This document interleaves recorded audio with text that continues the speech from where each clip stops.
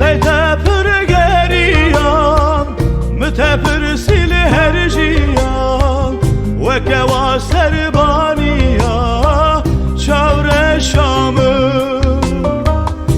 Peytepir geriyan, mütepir sil her jiyan, veke va serbaniya çavre Şamı.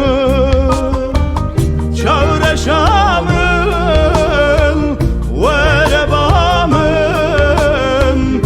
ez nexweşim tu sebebamı.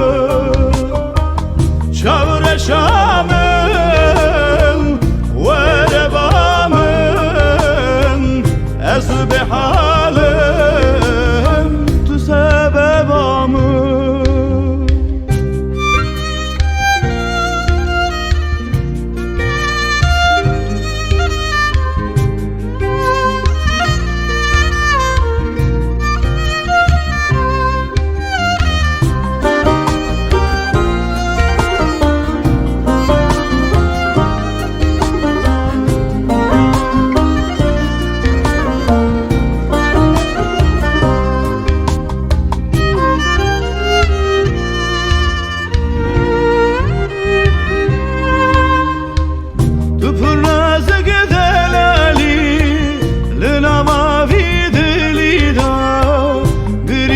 Bedermani livi canida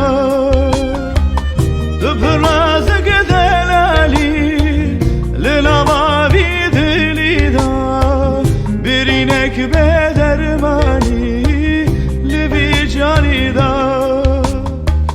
Çavre Şamın ve rebamın ez nexweşim sebebamı. Çavre Şamın ve rebamın ez bihalim tu sebebamı.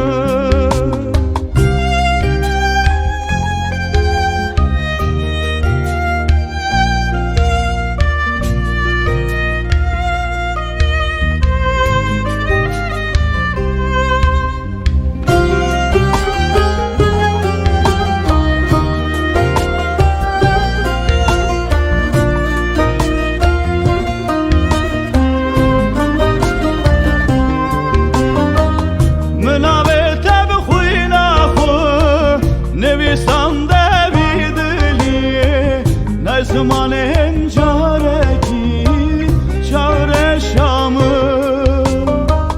minavê te bixwîna xwe nivîsan devî diliyê ne zmanên carekî çavre Şamı. Çavre Şamın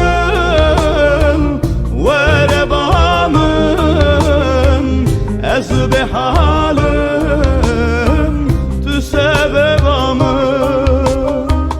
Çavre Şamın